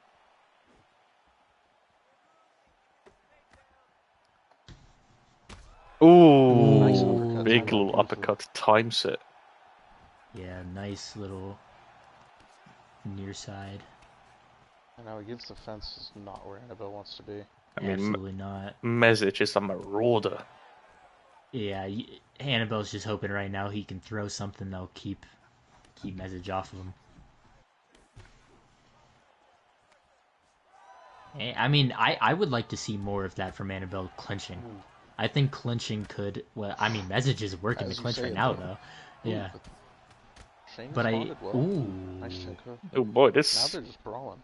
Early fight of the contender? Yeah, I mean, they're throwing. I would like to see that, though, from Annabelle. I'd like to see some more dirty boxing. Yeah, the dirty boxing looked good for him once... Ooh. Double elbow. Double left elbow. God, what a striking clinic so far from Mesic. I mean, as I was saying, though, that might be kind of part of the game plan for Annabelle, to survive these early rounds and then try to weather the storm on later. If that is your game plan, though, you have to be more defensively sound. Yeah, that's true. He's getting hit too much. Yeah, I mean, if you're going to weather the storm, you're just going to have to shell up a lot more. I mean, and he's cut a cut just open on that nose. Yeah, that's not helping his case. I mean, that nose might be broken. Yeah, with that, you of course assume potential nose break. Yeah. And clear round for Mesic as well. Yeah. First round in books. You'd imagine for the Bosnian. Yeah. Absolutely. Ooh, Mesic nose busted open. Yeah. Too, yeah, a he has bit. a cut on his nose as well. But that looks more like a nick compared to Annabelle's. Yeah. I think he also has one below his eye, below his right eye. Oof, big heavy check hook. I mean, this is looking to be a slugfest. And I mean, God, just so much power generated. I mean, and you would think if it's a slugfest that would favor Annabelle, but I mean, he's been getting. Mesic likes the brawl too, though. I mean, yeah, that is true. His pro debut, he went out and he just walked forward and swung in his pro debut. Yeah. I mean, I think Annabelle's path to victory is to get in really close rather than to strike the distance. He's got a dirty box. Staying here at this little kickboxing range is not helping him. No. Yeah, definitely. He wants to be in closer. I mean, I think it would favor Annabelle to try to pressure here. Push him back against the fence. I mean, you could push him up, try to push him back against the fence, try to maybe punch against the fence. Ooh, he hurts him though. What a combo. Oh, Jesus Christ. Kicks him as well. That looked like a Mortal Kombat fatality. Mesic is trying to show that he is one of the best strikers in King of the North. Yeah, I mean he's one of the best strikers in the world. Yeah. I mean, Derrick could definitely be watching here. Well, he's 3-0, right? Yeah, 3-0. So Annabelle's a guy that's been top of PFA since the beginning, really. He was in JGFC as well. Yeah, former JGFC fighter, so of course. So I mean, a win over him would definitely get the boss's attention. Ooh, what a shot! And dives in now. Yeah, here we might see a little grappling, as we were saying. But he got his back. Yeah, can he do something with it though? Good job by Shane. That nose is busted bad. Yeah. Looks like a cut over the eye. I mean, he's gonna want. Dude, this standing is so bloody. Yeah, I'm not sure about standing back up. Oh boy, he's down. Well, he wasn't standing for much longer. We are getting some bloody fights here tonight. Yeah. And this one is no exception. Ooh, doctor's coming in. Ooh. Obviously for Annabelle, that nose might be broken. Damage in 7 minutes of a fight. That eye's shut as well. Yeah, this is. So the doctor not stopping it yet, but I mean, if that gets worse, you gotta watch. Yeah, that. I mean, if you're a hemophobe, look away now. Yeah. Yeah. Annabelle comes as soon as the break stops, though, and trying to throw some shots of his own. Mesic being a lot more measured off the break. He has to be careful, though. He's throwing these shots very naked. Yeah, but it makes sense being more measured off the break. Like, you're in a rhythm, and this is over. Is that it? Is Herbie gonna step in? No, not yet. He survives. Yeah, I mean, Shane covering up, surviving. I mean, that was we the see. First punch oh, that's it. God. 3 punches after the break. Yeah. And got two knockdowns. Kasim Mesic. I mean, clinic by Mesic. Sign him up now. Yeah, I mean, if you're Derrick, does he scare you, Paolo? Your division? He's a teammate. I mean, he's definitely interesting. He's definitely interesting. Yeah. I mean, he is very. He's a scary man. He's very interesting. It firsthand. He's very interesting for the JGFC. I think he could make some noise. Definitely. Yeah. Take it away, Bruce Buffer. Ladies and gentlemen, referee Herb Dean called a stop to this contest at 2 minutes, 22 seconds of round number 2. Declaring the winner by knockout assassin. I mean wonderful. Valiant effort by Annabelle, but he just got outclassed. Yeah, I mean, wonderful clinic, just puts it on Annabelle from start to finish, and wow. We talked about it in Mesic's last fight too. where that title fight had such big shoes to fill because of the history of the Kingdom of the North lightweight division, and Yeah, you had I think Adebowale. those shoes have been filled already. Yeah, I mean, because you had Adebowale and of course Taleb, who never, of course, became the champion, but obviously a great fighter. I mean, that would be an awesome future fight if that could happen. I'm shocked round one's not a 10-8. Yeah, Mesic versus Adebowale, Mesic versus Taleb, sorry, in JJFC would be really interesting. That would be a fight great we fight. barely missed out on. That would be great. That would be an amazing fight. Of course, Taleb booked to fight Yorgos Oyenoyama on a Canada co-main. Yeah, so we'll have to see what happens with that, because if he wins that, he's in line for the title. What are those stats in round 2? We'll have a look. God, 4 knockdowns in that round. Yeah, just absolute domination. Yeah, moving on to our final. 85 strikes thrown, by the way, in barely over 2 minutes. 3-2, of course, for PFA. We could see a draw here, of course, with the final fight. But moving on to our final fight, of course, Adonis against Retsim. And here we are, the final fight: Xeon, Zeus, Adonis, Msitua, Retsim. Here we have some of the baddest men on the planet.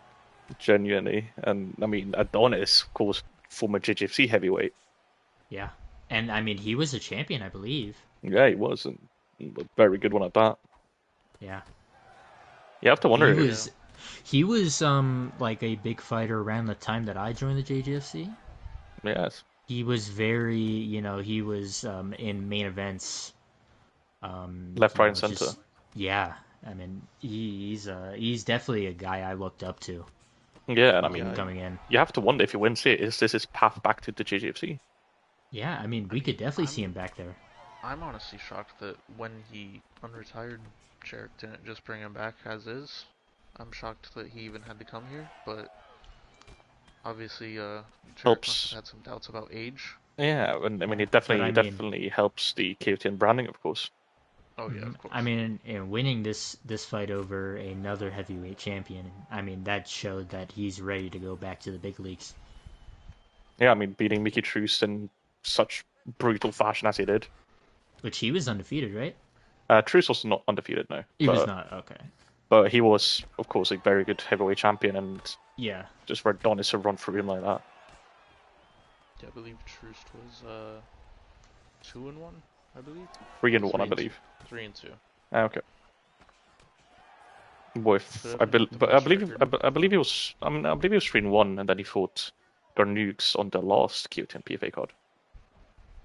Maybe.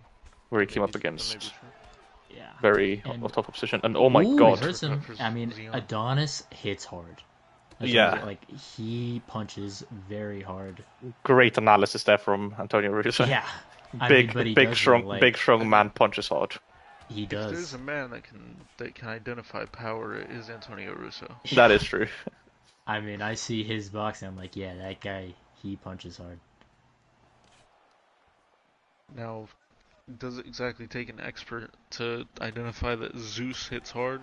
The man's name is Zeus and Adonis. Yeah. I mean, he is a Greek legend. Part of Balkan MMA as well. That is true. Part of Balkan MMA. Balkans, once again, having a pretty big day. Yeah. Yeah, I mean, Mesic won, Krkic won, both in great fashion. Yeah, both of them looked really good. And now if Zeus wins, Balkans would be 3-0. I mean, and Zeus is also looking very good so far. He is. Flowing already. Retsim not able to get much going so far. I mean, he's already hurt him. Ooh. He's trying to do it again. There's just a pop when Zeus lands. Yeah, when you for most other fighters. When he lands, their head flies back. Yeah, that's Jesus Christ, just snaps them back down again through the guard. Yeah, there's not many guys comparable in MMA that you can look at and say they punch harder. He might be pound for pound be the hardest puncher. That's heavyweight as well. Yeah, that's very. Either him or I believe Taleb as well. Oh boy. God. Taleb punches hard. Joe Stevens punches hard. I mean, I would say Braden Tate. Braden Tate before his little. I mean, even He's Nelson. had a little bit of a slump. I'd maybe throw Nelson. Mesic into those conversations after that last fight. He showed some power. I mean, that's volume, though. I mean, but if we're talking heavyweights, maybe heavyweights, of course. You know, Nelson, Adonis, Tate, Boleslaw, of course. Yeah, absolutely. I mean, even pound for pound. Boleslaw just got the win over Braden Tate. Yeah. Oh boy. Ooh, nice head kick for Retsim. Ooh. I mean, yeah. I mean, even oh boy, and another one. Oh, lace him out. This might be over. This gotta be it. I mean, this is just full dominance. Yeah, but I mean, as I said, even pound for pound striking. I mean, you have Mike Anderson and Taleb and. I think those guys a little bit more. It's like accumulation, though. Yeah, I mean, even you. I'd say especially Mike. Yeah. Mike has a lot of later finishes. But Xeon Zeus, when he hits you, you feel it. Yeah. You're gonna feel that one in the morning. God, I'm surprised that this might go into the second round here. I mean, 10 seconds left, anything can happen, but. And that was so close. If that landed on the commentator's chin, curse. that would have been over. Ooh, Retsim with a little firepower back. At the end of the round there. Yeah. I mean, that is very obvious. Xeon Zeus Adonis round though. Yeah, but Retsim showing some glimpses there. Yeah. At the end. Potential for a 10-8 there. We've seen some interesting. He did rock him though. He did hurt him. But he got laid out like 5 times, I think. That is true. So many knockdowns. We've seen some interesting 10-8s and no 10-8s this like in that. The UAE MMA Federation needs to in the Piotr and reconsider their judges. Fight earlier, that 5th round, very questionable. 10-8. Yeah, and then in the Shylls fight in the second round, to not give a 10-8 there. Yeah, I mean the UAE MMA Federation needs to up their judging criteria, in my opinion, or their judging trading courses. Yeah. Maybe we should bring our own. Maybe.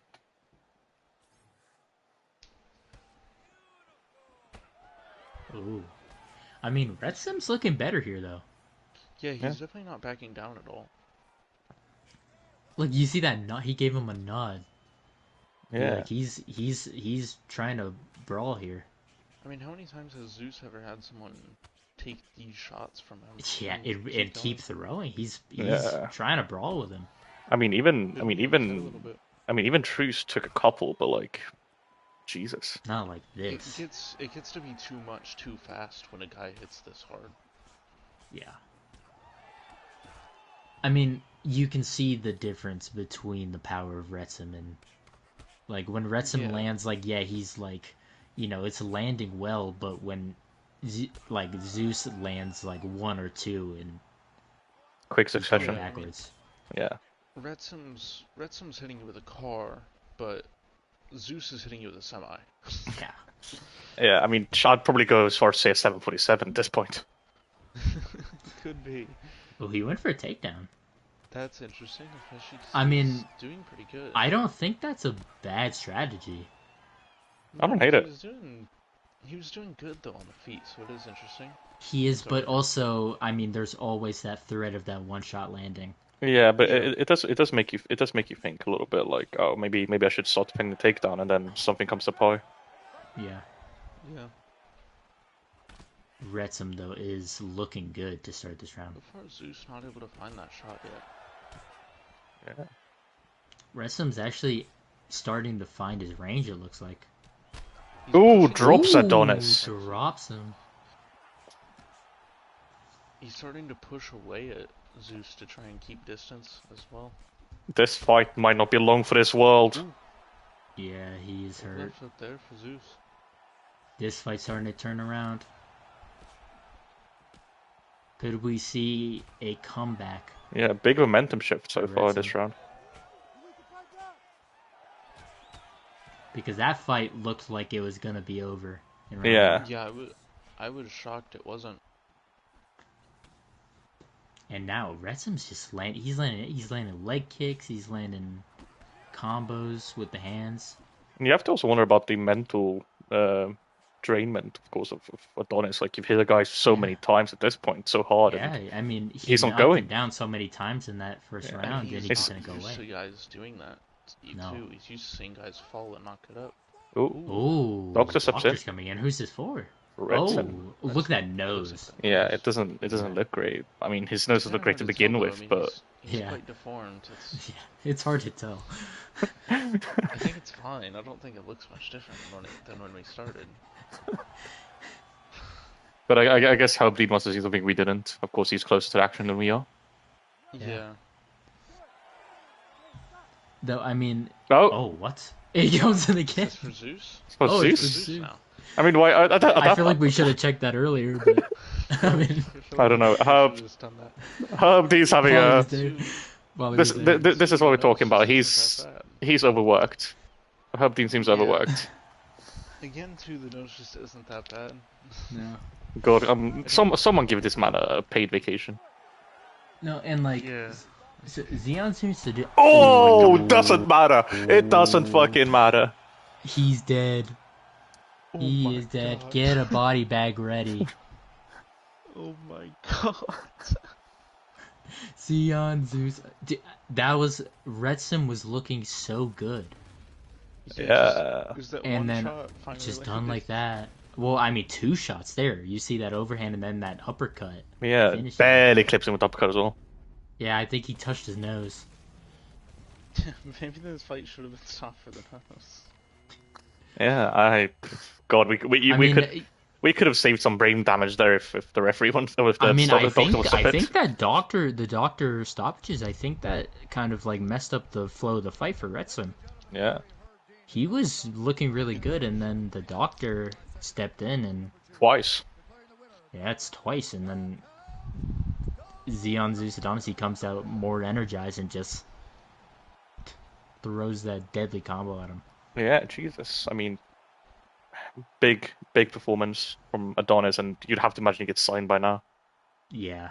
Yeah, I mean, I think definitely he's gonna be back in the JGFC very soon, and he could be competing for a title. Yeah. Yeah, that is a terrifying man to have back in the JGFC. Yeah, God, the heavyweight division. Look out. Yeah, if you're Raiden Bando, you're definitely. Yeah, I mean, never mind Raiden Bando, just a scared there. Anyone even in the top 5. There. Boslor, Nelson, Tate. Jesus Christ, you have to look out. G. Yeah, look the fuck out. And I would be surprised if Xeon Zeus Adonis and British G haven't already fought. I'm sure they have. I believe they have. Because they've been in heavyweight together for a long time. Yeah, I imagine they have. Let's do a quick recap then, gentlemen, of tonight's card. Starting, of course, with the first fight. I'll start with you, Paolo. What did you make of Shylls against Magomedov? Shylls showed that he's a lot better than I thought he was. Either that or Magomedov is a lot worse than I thought he was, but I'll give him the benefit of the doubt and credit Shylls. Yeah, up to a 6-3 record. Yeah, and he looked great. I mean, struggled a tiny bit early, but once he found his rhythm, he never let off the gas. Yeah, I mean, found the finish late. Yeah, moving on to you, Antonio. Just looked lost. Hassan looked lost, like he just couldn't find his range. I mean, he couldn't do anything on the ground, and Shylls just took advantage. Yeah, no, I completely agree with the both of you. I mean, Shylls very, very solid from start to finish, and Hassan, I don't know, maybe too quick of a turnaround after that fight with Wembanyama. And then, of course, we had starting with the champion versus champion fights, starting with Sabrina Krkic and Maia Annabelle-Fushimi. Starting with you, Antonio. What did you make of that? I mean, we just learned that Krkic is one of the best in the game. She is just, I mean, on the ground, she looks so slick. I mean, both of them looked really good on the ground. But, I mean, Krkic just had this slight advantage. She, was finding submission opportunities pretty often and was able to find it. It was an armbar, right? No, she got the first one was armbar, but then, modified rear naked choke after the arm triangle failed. Yeah, and, so, I mean, she was very inventive there. And, I mean, of course, Paolo, drawing some parallels to you from Krkic. What do you make? Yeah, I mean, we saw in her last fight, she voluntarily decided to strike, and against a very good striker, and then this fight she went back to her game, took her down, was able to get control eventually after some early back and forth on the ground. Got the very nice triangle into the armbar that I compared to myself, because really that's something that I got. I have a couple of those. I mean, even then she went from mission control to triangles armbar. Yeah, even an added layer. And then the transition to go from the arm triangle, catch your opponent when they're running away, and get the hook in, and get the modified rear naked choke. So impressive on the ground. And with her last fight, combined with this one, she really showed that she's one of the best. Yeah, I mean, the JJFC should sign for sure. Yeah, that's what I was gonna say. I would very much like to see her in the JGFC, especially because I mean, flyweight's not the deepest division in the JGFC, so it'd be very interesting to get some new blood in there. Yeah, of course, moving on to the flyweight fight, Sandro teaming as Minoru Kohinata. I mean, God, Kohinata just weathering the grappling storm of Temo and looking really impressive whilst he did it. Antonio? Yeah, I mean, Temo, I mean, he was getting his takedowns. He got about 6 of them, I think. But, I mean, he didn't do much of anything with them. And Kohinata was just, every time they were on the feet, he was just punching him. I mean, he's punching him in the face, hitting him with hard shots, knocking him down, and he just couldn't weather the storm for very much longer. Yeah, and Paolo, I mean, we said we want to see Temo take more risks, and it seems like he did to finish the fight, but didn't pay off. Yeah, it didn't pay off. I think he waited a little bit too long with taking his risk. You have to take them early as well, because when you're taking them when you're already hurt and tired, they're obviously even less likely to pay off. But for Kohinata, he really showed that the PFA needs to get on having him fight. I mean, the fact that he hasn't fought since the last PFA versus King of the North card, that he showed that he needs fight, even if it's a rematch of somebody. There just has to be someone that's worth him fighting, because he's a very good fighter, and his career's being wasted just sitting on the sidelines right now. Yeah, you can't have that man shell for too much longer, in my opinion. Once you get on it, in my opinion. Then we go to the featherweight scrap. Piotr Kopczynski against Derrick Rico. I'll start with you, Paolo.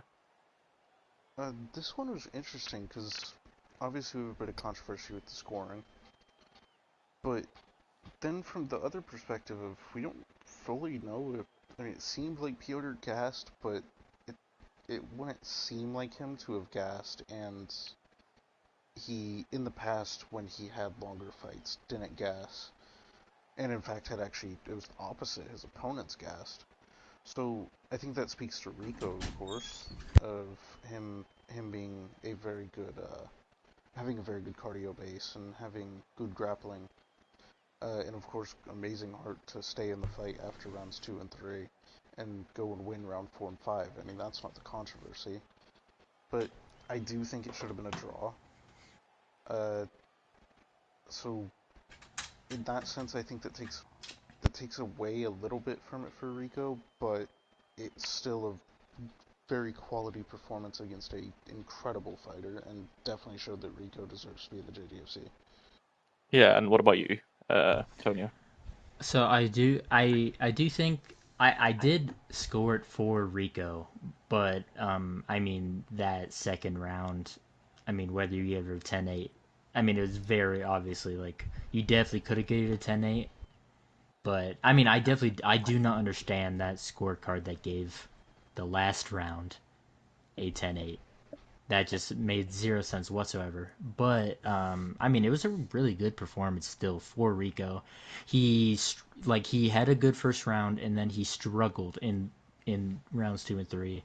And I mean, it looked like Piotr was gonna finish the fight a few times, but he held in there, and really, I mean, it looked like Piotr started to tire in the third round, going into the fourth, or not the third round. I think it was the fourth. It was the fourth he really started to tire, and Rico took advantage. Yeah, and I mean, in my opinion, I think you signed both these guys and maybe run the rematch in the JGFC because I mean they're very both equally skilled, and that'd be really fun. On any other day, that fight could be a finish for Rico or a finish for Kopczynski. You never know. Like it's such a close matchup in my opinion. Moving on to Kasim, Mesic, and Shane Annabelle, starting with you, Antonio. Yeah, this was easily the fight of the night, and it's not really, it's not really debatable. I mean, obviously this main event was really good, but that, Shane Annabelle, they were throwing early, but Mesic was just like he was landing the bigger shots, he was landing cleaner. He knocked him down very many times. He was landing a great overhand. Like he landed his overhand like 10 times, and Annabelle just couldn't see it. He could not avoid it. And Mesic was, he is a kickboxer, but like really it was his boxing that was getting it done, and he looked great. I would love to see him in the JGFC, and I'm very excited to see what he does next. Yeah, and of course, what do you think, Paolo? I mean, overall, I think it was the best performance we saw today.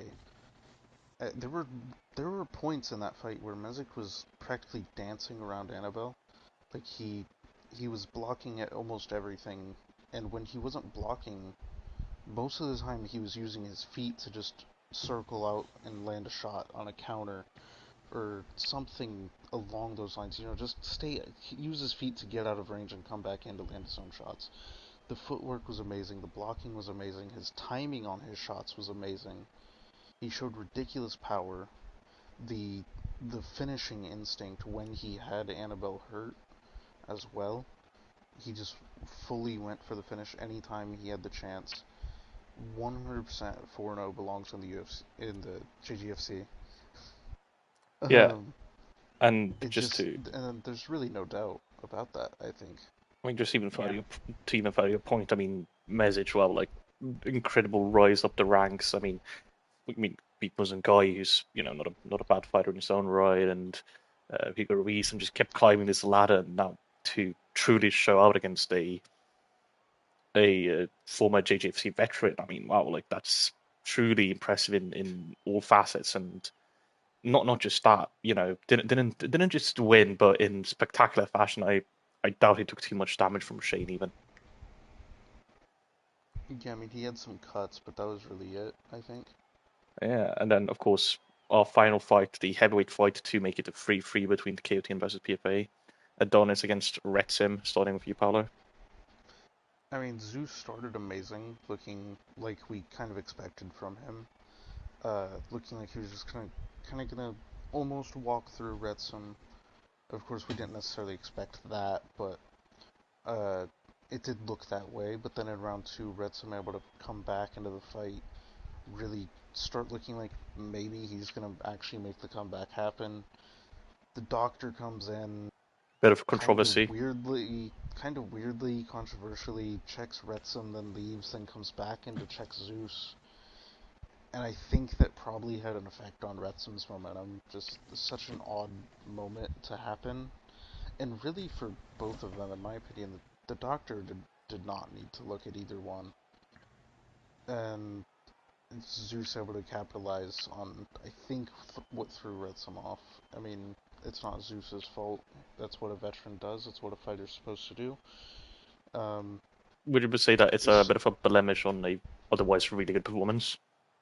Maybe a tiny bit of a blemish on it, but not a big one. Not enough to like stain the win or anything.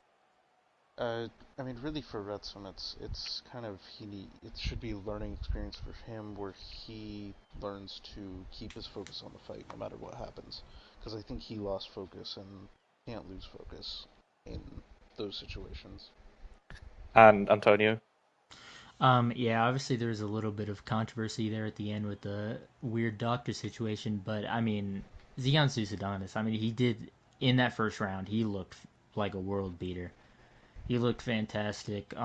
Almost finished Retsim a few times, and but I mean, if you look at the strikes here, I mean, they were pretty much even on strikes, which is crazy because like it looked like Adonis was like dominating, but then in that second round, Retsim really started to find started to find his range, started to get combinations together, and hurt him a few times.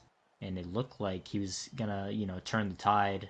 But then, that weird doctor situation happened, and then, Adonis just came out of the break and threw a monster combination at him and put him out. Yeah, and Adonis, he truly did look like the Adonis of old, didn't he? Just put power on everything and just keeps working on that performance he had last time out against Mickey Shrews. And God, if Derrick doesn't sign him here, then it will be very difficult to find a fight for him in the King of the North. I think this is a great performance that really proved that he can still hang with the best of the best.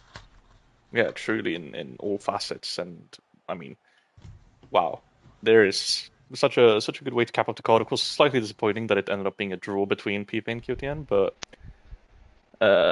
there will be more events to come, of course. This is only the third one in a long series of cross-promotional events, I'm sure. And yeah, any final thoughts, Antonio? This was an awesome card. We had a lot of awesome finishes on it. We had a really fun 5-round fight, which, you don't see too often. And, it was just a really, really good night of fights. Yeah, and, of course, your commentating debut. Yeah, thank you for having me. Of course. And Paolo, any final thoughts? Excited for the next card. We get a good one in the next card. Excited to be here for that. Middleweight title unification. No, very excited for that one. See Kyrgyzstan. Indeed. And with that, have a good night, ladies and gentlemen. Take care, and we'll see you next time.